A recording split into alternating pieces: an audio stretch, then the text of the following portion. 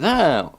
We've got ourselves a nice, sparkly, clean air filter. I weren't expecting that. I'd forgotten what the hell was in there. Let's get a torch. Yeah, apart from a cobweb, we've got ourselves a nice clean air filter. I didn't oil it though. I'll have to go and get some of the old oil and give it a bit of an oil, I think. But other than that, I think we're alright for an air filter then. I was trying to think to myself, what filter's in there? And I couldn't remember.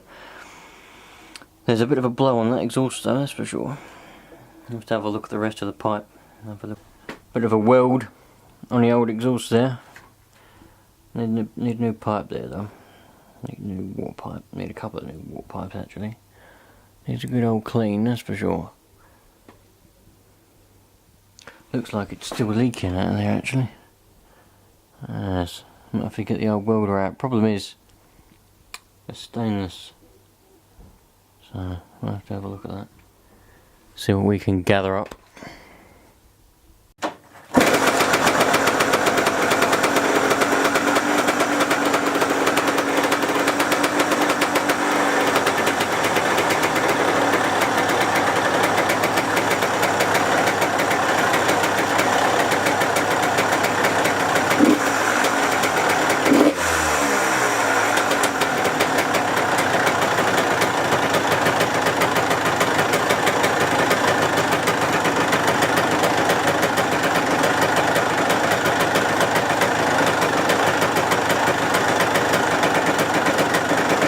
I don't know if he watches my videos, like, but it ain't a criticism. The old what is it? Moto Muppet. He said to me he got a new bike and he said he's got twin radiators, and I was like, dude, they all have twin radiators, man. They're linked into one. They're one radiator linked. He thinks they only have one. No, man. I've never seen a bike. I might be wrong, you know. There might be some cock-handed ones out there that only have one, but usually they have one either side, and they're linked by a pipe. Goes up there and they're linked, so that's how that works anyway. That's how they usually work, and I've never seen a bike that only has one on one side. That's a bit strange, unless someone's taken one side off and blocked the pipe and only have one that way, but trouble is then it won't be sufficient, it won't cool. So there you go. While I'm at it, let's do a little bit of chatting, right? I probably said this before, but I'm going to say it again. There's a few channels that I watch that specify in dirt bikes, right? And I've said it before, they annoy me with all the two-stroke stuff, you know, but you don't lean out a bike or any engine. You don't lean out them, especially two-strokes. I say it's two-stroke. You don't lean them out to get more power or to get more speed. Leaning them out is bad, man, because you ain't gonna have enough fuel. It's gonna run hot. It's not the water temperature you want to worry about. It's the combustion temperatures.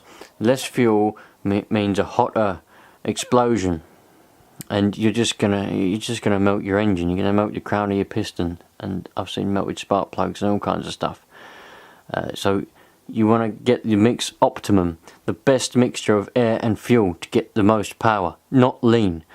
And really, if you're going to be doing high revs, these bikes, these engines, these bikes, two strokes, 125s, 85s, 250s, are not designed to be flat out on top speed runs all the time. Once or twice, not bad, but if you're going to keep doing it, if you're going to stay on top speed for long, that's when you start causing damage, man. They're not designed for it, you know. So if you are going to be doing a lot of high revs, and you know that you're going to be doing a lot of high rev, and you want to run it rich, you want to put a lot of oil in the petrol, and you want to be running that carb a little bit rich to make sure it's plenty lubricated, man. You know, that's imperative.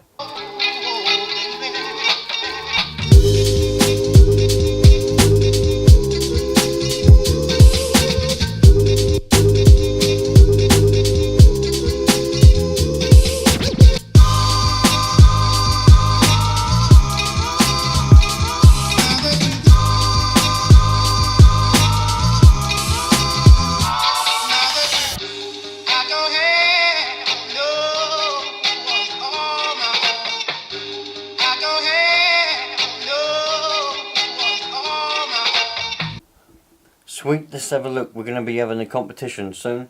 For those of you that have been waiting for it, I said I'd do a competition and I'm going to do a competition. I'm going to do a couple of competitions. That's what I'm going to do, a couple of competitions.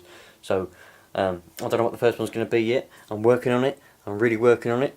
But whatever it's going to be something really quite big, something difficult to post, but worthwhile.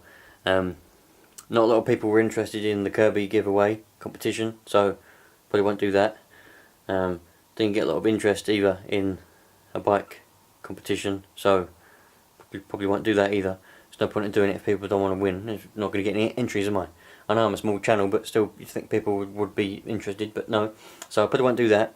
I'm going to find something what is universal, what everybody would be interested in, and then I'll do that. Because I want to do a competition, because they're just fun. I think it'll be fun for me to get the entries, organise them, and do whatever way I'm going to do to pick a random thing and then give it away. And I feel good in the heart that I've given something to somebody and not just given a sandwich to a tramp. What is it with these grips, man? I didn't put these grips on. Some other knob put these grips on. Well, I say some other knob, I don't know who put them on. These grips have been on the bike ever since I've had it. But the thing is, no one ever knows how to install grips. No one ever knows how to put them on. These ones, look, they turn, man. This one shouldn't turn. This one should turn, but I bet you, I know this one's rock solid. But this one, someone's put a load of tape in there. Why has somebody put tape in there, man? There shouldn't be any tape in there. That shouldn't turn. The ones on this one, they turn and all. Why do they turn? Why can't people put grips on properly? You get grip wire. You either get grip glue, which glues the. I know what's going on there. You either get grip glue, what glues the grip on, but don't glue it so hard that you can't get it off again. Or you get grip wire. You put the wire around the grip and it keeps it in. I think I've still got some left over. I'll show you. And amongst all this rubbish that I really need to sort out, this was my old motocross drawer. I've got my syringe for bleeding my brakes and other bits and bobs. And then that's grip wire. If we can focus on it. That's grip wire.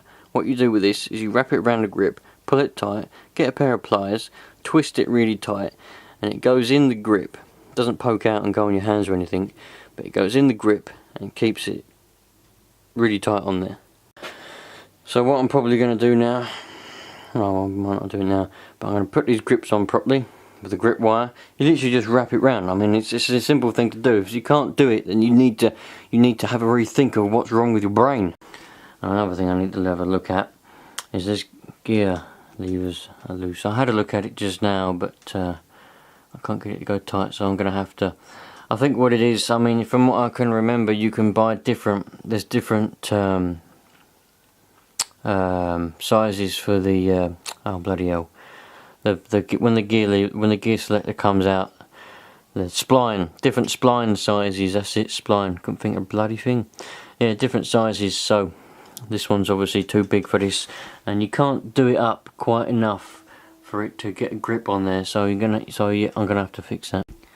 Even in here, the old Spidey Wideys have taken hold. There we go. There's one. See it just on top of the spark plug cap. They're everywhere, man. This year's a bloody good year for spiders. Even snails are going up in the spider webs. I can't see the spiders dragging the snails in there, would they? I don't know, man. But even snails are going up in the spider webs and being attacked, or maybe they just live in there. Would they live in there? That might be pretty crazy if they go and live in there.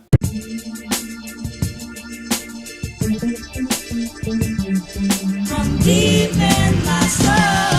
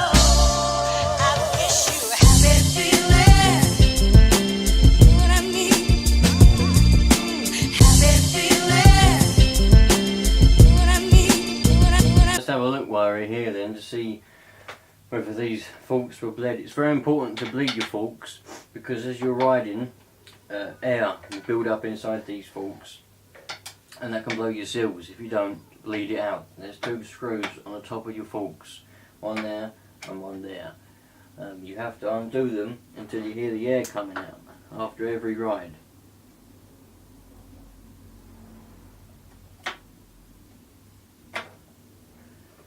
No air come out of that one, which is maybe a good thing.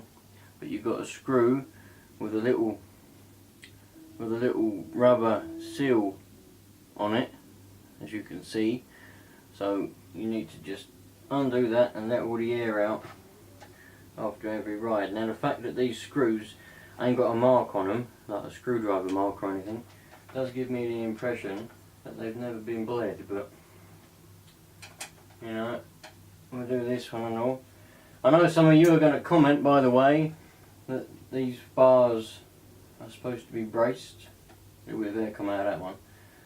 I know they're meant to be braced, but I don't want the brace on them. And if you have a look to see how much the braceless bars are, they're a lot of money. They're over 100 quid.